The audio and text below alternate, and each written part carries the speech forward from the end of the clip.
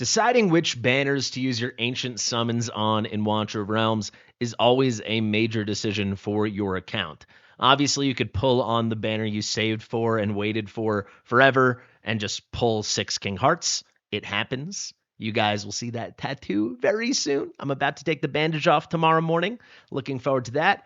But you also can hit the hero you're targeting, and that is a phenomenal thing. We're getting an incredible banner tomorrow featuring Solcadens, who right now is the Prince King of Darkness of Abyss 1. He is the ultimate key to allowing people to reach really, really high scores. But when you are weighing your options and you are deciding if you should go for Solcadens this weekend, or you should be saving for, I don't know, the next Praetus banner, or maybe the next Ingrid banner, or who knows, maybe Nastya, we're calling her Nasty on this channel. Whenever Nasty's coming to the game, which should be within 2 months, I would think within 4 or 5 weeks from now, you really got to weigh the pros and cons. Do I go for Solcadens, who is phenomenal, or maybe are one of these other phenomenal heroes more phenomenal for my hopefully extra phenomenal account? So I want to break that down for you today, really comparing Solcadens to Nasty because they are fairly similar, right? They're completely dominant, boss-killing, ancient-exclusive legendary lords who have kits built around a certain damage over time effect, aka a dot, D-O-T, right? For Nasty, it is the new and improved poison and the way her acute poisoning in her kit brings poison to the next level in this game. And for Solcadens, it is burning. So when you're thinking about these special ancient exclusive legendary lords and who you might want to go for, you need to think about how you would use them and what team you would need to build around them. So let's start off by talking about Solcadens. We're not doing a full kit breakdown or anything. I'm not even going to read you all the skills. Essentially, he does crazy single target magic DPS. He's just the king of burst, right? He's hitting hard all the time, but just watch this above my head, this ultimate animation. When this thing happens and he gets this giant Pyro Blitz ball, look at that thing, kaboom, it really does seem to wipe everything out. And it is the key piece in a lot of boss content. In Abyss 1 right now, that duo of Solcadens with a Hex, maybe you get a Phineas in there or something, maybe a Lyra, making it a trio or a quad, but really that Hex and Solcadens connection is just unbeatable in the game. There's a lot of other things in his kit that I do think are overlooked. The burning is crazy, so he's just as good as it gets for Arbiter of Frost, if you care about that. He dominates that codex. You'll see it on all the top teams. It's basically Solcadens teams or some Ingrid Praetus teams. And then we've got this ultimate, which has recently been buffed. Yes, it always was AoE, but now Pyro Blitz, which is the key part of his ultimate. Let me move myself out of the way. Pyro Blitz, as you can see, has this additional splash damage now. And this actually makes him a lot more viable for progression content and other PvE content besides bosses. It also makes him better in like a Guild Wars defense, though I do not find Solcadens particularly good there. He's just overall really versatile, and he's so OP and strong just with a very juiced up kit that as you rise through Arena, you'll make a lot of good use out of him. You can use him in AoE and single target. He'll fall off the meta, and he's not going to bring you the whole way to the promised land. But if you pick up Solcadens, you can lean on him for basically all the content in the game.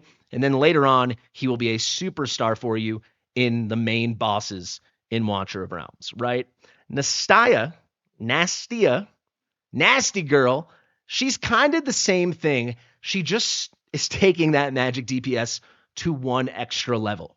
And it is ridiculous, right? Poison has been forever overlooked with good reason in this game ever since it was nerfed just over a year ago. Poison used to be a damage over time effect that was true damage scaling off of the target's max HP. So an enemy max HP damage over time effect. So it was not contingent upon the hero casting that debuff. It was not contingent upon that hero's stats. Now it is, right? It is magic damage over time. So you can do up to 10 stacks of poison. It's 5% continuous magic damage per second, and it lasts for 10 seconds. So as long as you keep so as long as you're placing a new poison once every 10 seconds or less, you will get this to 10 stacks and just keep it going. So for single target content, boss content, it is very consistent, but it was never that strong. But now we've got this over here, acute poisoning, which just makes poison 40% stronger. And that is pretty freaking major. Additionally, we have Numera coming to the game, and we're going to have to talk about Numera in this video as we compare and contrast, and she's bringing something called Toxic Surge. This is like a poison activation or a poison explosion. This is just crazy. It turns poison into not just a damage over time, slow burn effect. It's turning it into an explosion, into a burst. And these Numera and Nasty comps, clock it in your head right now. For people that are lucky enough to pull these two, this pair will be everywhere. Moreover, if you can get Vorn, this is another single target poisoner extraordinaire. He has a very unique thing in his kit where he can inflict 2 types of poison. That's not really said correctly in the description. Basically, each individual hero can build up 1 stack of 10 poisons. So if you have Poisoner A, Poisoner B, Poisoner C, each one of those can have their own stack that they can stack up to 10 and then keep refreshing that stack. Vorn can get 2 stacks. So if you were using Nasty, Numera, and Vorn, you wouldn't have 3 stacks, 1 per hero. You'd have 4. 1 for Nasty, 1 for Numera, and then 2 for Vorn. Combine that with a really, really good kit, tons of shield break and magic penetration. He's pretty crazy. You can really see the makings of a super meta, new age poison thing coming to Watcher Realms. But the reason I brought up Numera and the reason I brought up Vorn is because to wait for Nasty, to wait for her to come and for her to shine the way you're dying for her to shine, yes, she'll be good already by herself, or you can pair other good single target esotericists with her, like a Lyra, or maybe some forgotten options like a Helga, Seraphina. Maybe there's something there. But for her to be at true potential, you actually are going to need to pick up 2 other new units. And really, you just need to get Numera. You're going to need that duo to feel the craziness of this whole thing. For sure, if you had Nasty, the buffed Falsia, who I still want to make a new video on, she's really strong now. Lyra's always been super strong. There are some single target options in this faction, but none of these guys have poison, right? So there's none of that natural synergy. To get that poison comp going, you're going to need the poison gang. With Solcadens, it's very likely you already have a couple of the key pieces. The main piece by a lot is going to be Hex. Not that Solcadens and Hex have this crazy innate synergy. They're just far and away the best Infernal DPS, and having the 2 of them and the 2 of them working together is all you need in terms of magic DPS for so much content. The main thing I'd want to focus on is going to be Abyss 1. So Abyss 1 is the hardest boss content in the game right now. Let's take a little peek on that, and let's just check the global leaderboards, the world rankings for the global server, and you'll see Solcadens, Solcadens, Solcadens, Solcadens, Solcadens, Solcadens, Solcadens, Solcadens, Solcadens, Solcadens, Solcadens, Solcadens, Solcadens, Solcadens, Solcadens, Solcadens, even at A0 Solcadens, right? That's crazy. Solcadens, Solcadens. So we made it through the top 20 without finding a single comp without Solcadens. Let's keep going. Now we're at 27. I can't find one. Let's keep going. Can we find a frickin' Ingrid comp? And there we go. An Ingrid Twin Fiend comp at 33. So the top 32 in the entire world right now on the global server all use Solcadens. And that's just it. Also, I didn't say it, but basically all of them are going to use Hex. Yes, there's some cheeky comps with these high-level Phineas, where you can make good use. Actually, it seems like that's getting really, really popular. But for most people, it's going to be sexy, hexy, left, right, and center. I'm kind of amazed, though, looking at how much Phineas has seemed to rise. But these are all very high awakening Solcadens. You'll see when we get lower down, we'll see Hex popping his face up a little bit more. But basically, Solcadens is dominating the meta when it comes to dealing with the magic half of that fight. Whether you're pairing him with a Hex, a Lord Phineas, or both, it's really something, right? So why am I talking about this? Look at my account, right? Here we are on my main account. You can see the characters that are lit up, and I actually have every single Infernal in the game besides Malric, who came out today, and Solcadens, who's an ancient exclusive lord. So if I was to pick up Solcadens this weekend, I actually would have everything, right? Malric is not on some super, super meta Abyss 1 team, certainly not yet. I don't see that happening anytime soon unless Malric changes or content changes. So basically, if I picked up Solcadens, I would have every piece I might need to work with him beautifully. If we want to run Setchum for shield breaking, then get a Phineas, a Hex, and a Lyra for some kind of Nightmare 4 content, there you go. If I wanted to have it more streamlined for Abyss 1, I could just run him as a duo with Hex, who I have A3, or with Phineas, who I have A2. Maybe get Zealatu into the mix, right? Maybe you get Lyra, it depends on your account. But a lot of us, when you're deeper into the game at least, are going to have fairly filled out infernal factions with a lot of heroes that naturally will pair with Solcadens. You know, an A1 plus Phineas, there's some burning, there you go. Any Hex, that's some burning with your Solcadens, big DPS, there you go. It kind of goes on and on. Zila 2, the same thing. I talk about this because if we go to the Esoteria order, you know, let's pop open the test server really quick. Nastya is a single target girl who, yes, she's got a beautiful Lord skill. Basically, against any boss, this will be maxed out at all times. So all Esotericist faction allies will get this 40% damage increase. That is just amazing. But all the other cool stuff in her kit that make her like the amazing leader of this faction, all those other cool things have to do with poison. And there's no one else bringing that to the table right now. So you would be needing really Numera, who's going to be the ultimate queen. She's so freakish. I'll put out some Numera content as soon as I can.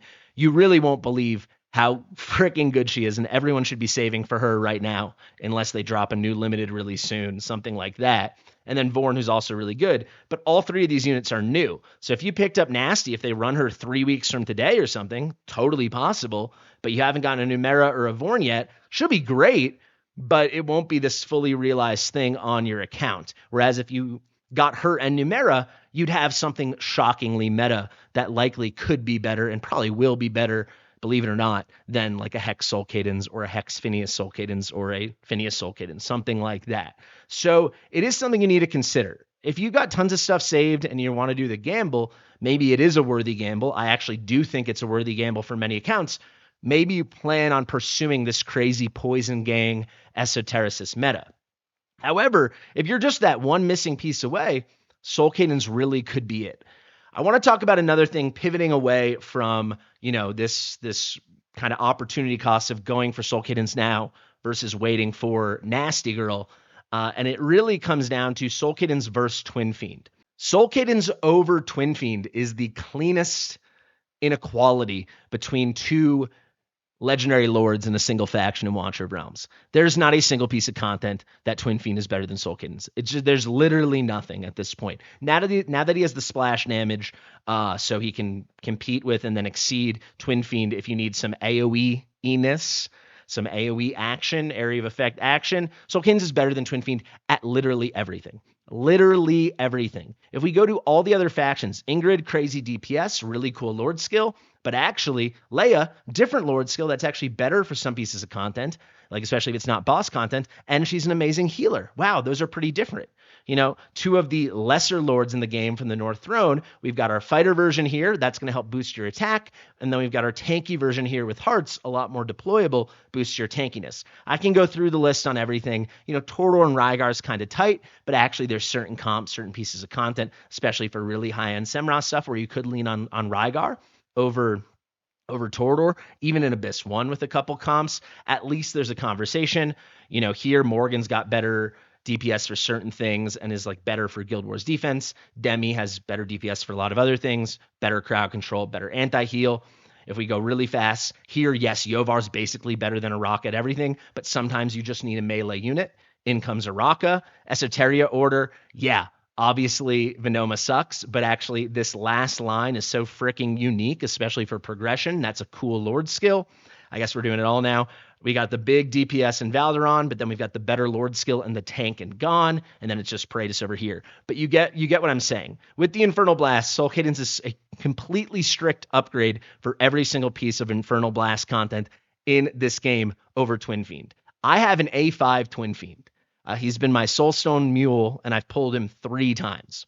Or 2 times, then I got him as like one of those card freebies when they gave us a compensation and we got a random legendary. My A5 Twin Fiend is in no way comparable to even an A0 Solcadens. He barely moves the needle in comparison. Not to say he's useless, he's actually pretty solid, but compared to Solcadens, he's like less than half as good. And once you have an A1 plus Solcadens, Twin Fiend is freaking roadkill on the street. Like, he is absolutely nothing. So that is a reason to maybe really be thinking hard about Solcadens, because he's so dominant in his faction. He's so definitively the best option. By the way, they need to add something to Twin Fiend to make him, for at least one piece of content in this game, a preferable or alternative option. But because of that, it's pretty wacky. Like, yes, Nasty will for a lot of things, be the best esotericist legendary lord in the game. However, Cyrus has an unbelievable lord skill and is the best tank and Watcher of Realms. So that's a really amazing argument for him. He's a top-end hero. Venoma, one of the worst heroes in the game, but this lord skill is pretty dang good, and that last line is game-breaking for certain content. Even late in endgame, it can be really good for like speed runs and cheeky stuff like that. Like, there is a purpose for this, even though she does kind of suck. When it comes to the Infernal Blast, Solcadens is the ultimate king and god of the faction. So it's really something to consider. Let's now pivot into answering the question, should you summon? It's tough, you know. I'm still very much of the belief, even with Nasty coming, the two heroes in this game when it comes to Legendary Lords, you should always be prioritizing for your Ancient Summons are Ingrid and Praetus. Because I think there's nothing stronger in this entire game still than an A3 Ingrid. And after that, there's nothing stronger than an A1 Praetus. So you need those base copies, and then you invest in them with soul stones over time, or maybe you get lucky and pull dupes. I think that is the top priority. They are completely versatile. As insane and flexible as Solcadens is, he's basically going to be for boss content, especially once you reach the end game. And same with Nasty. Nasty has not one sliver of AoE in her kit. So she's basically strictly for single target stuff. She's very much for bosses. When it comes to Praetus and Ingrid, they are good at literally everything. PvE, PvP, boss content, general single target, general AoE, they both can dominate it all. So I really think if you don't have copies for those, stuff like this, like niche boss killers, can be skips. If you have any copy of either of them, even if they're both A0, then I think you really, at this point in the game, start thinking Solcadens, Nasty, maybe Torador. Maybe those are the things you've got in your head. But I think first and foremost, you need to get an Ingrid, you need to get a Praetus. I say that even though I've kind of given up on ever getting Praetus on my account. I've pulled almost 500 summons across 3 of his banners, and I've never pulled him, and I've pulled 2 King Hearts. Those are the only lords I pulled from a Praetus banner. But that's a me problem. But when it comes to the Legendary Lords, if you've got your Ingrid, got your Praetus, then yeah, Solcadens, Nasty, that is humongous. So if you're a big spender, or you saved a lot, or you want to take the gamble, I do think the Esotericist Poison meta will be the absolute cream of the crop peak. That being said, it's already been proven that the Solcadens Infernal meta is dominant enough to beat every single thing in this game when it comes to bosses. So if you already have that Phineas or that Hex, or maybe both, you got a Lyra, Setrum, Zeala 2, you have the makings of all this good infernal stuff. Just picking up the Solcadens might unleash everything. I've been stuck at about 20k, 19 or 20k for my Abyss 1 because I really struggle with that second magic shield. If I had Solcadens, I would instantly get 35k plus on my account, right? It would be the big, I would have to A3 my Kagiri, which I'm already going to do, but it would just happen. Those two things would make it happen. So that is a big consideration. For me, that's not enough to go for this when I think Nasty might be that OP. I kind of know she is that OP. But also, I can put myself in an amazing situation to go crazy for Numera. You know your spending habits, you know your saving habits. I have my content creator diamonds. I'm still going to get my April diamonds. So like by the time a Numera comes, I should be sitting on well over 50,000 diamonds. And probably over here will be over 200 blue summons. So I should be in the position to pull 1,000 times trying to get her, right? But that's something I'm evaluating from my own perspective. If you're going to go for Nasty, but then you can't complete the whole picture by picking up at least Vorn, but really you're going to want Numera, and really you're probably going to want Numera and Vorn, but at least you want that duo of Numera and Nasty, otherwise Nasty and Vorn. If you can't ensure that, or at least set yourself up to have a really good chance at that, she's not going to be as good, right? Nasty by herself is not going to compete with Solcadens plus Phineas, Solcadens plus Hex, some kind of infernal thing you already have going on your account. So that's really what I think you should consider. So to conclude, if you want to know, am I summoning? It's a tough skip, but I am skipping it this weekend. A final thing to consider is Eunomia. You heard I didn't mention her. If you followed my Should You Summons across Ancient Banners in the past, I am not of the belief you should allow the non-lord on an ancient special banner, an ancient rate-up banner. You should not allow the non-lord legendary to affect your summoning decision. Yes, I know someone like Carnelia or Ardia, or at this point Dirtsa, could be so crazy for your account. Obviously, there's a lot of good non-lord legendaries. That being said, it's like the lord is the special crazy thing you can count on. Though you can look at the non-lord as a nice little bonus that you might have a better chance to pick up along the way towards your lord pity, or maybe you'll get lucky and hit the lord early. Eunomia is towards the bottom of the non-lord legendary ancient exclusives in this game, right? She is not even close to top tier. There are more uses for her nowadays, but she's not special in any way as it stands. So that kind of, I was like, oh, maybe I'll build some pity and maybe I get lucky and hit an early Solcadens. With Eunomia as the little consolation prize, to me, it's a no. What should the answer be for you? If you can't really ensure you are going to be able to pick up a Numera after getting lucky and hitting Nasty, by the way, you got to get lucky and hit her, then I think probably just go for the Solcadens as long as you already have the makings of a good Infernal comp, because he will push you over the edge. That being said, if you have an A1 plus Twin Fiend, do you really want to double up? Yes, Solcadens is strictly that much better in every aspect, but Nasty's the new shiny toy. So decide that for yourself. If you are completely future focused, endgame focused, and you're willing to gamble or you have a ton saved or both, then I do think you wait for Nasty. I do think you do it. But a lot of people probably should go for Solcadens this weekend, honestly, especially if Abyss 1 is a top priority for you. He is that flipping good, that flipping game-changing. All right, I covered a lot of things here, kind of a longer video, but I hope you guys appreciated it. Sorry for the late release again. I've had some personal stuff going on, so I just haven't been cranking out the content in the same way I typically do, but hopefully we pick up a little speed over the next few days. We'll see. Thank you guys for watching. I've been Fastidious. If you like my stuff, please subscribe to the channel, share with your mother, and I'll see you real soon. Bye.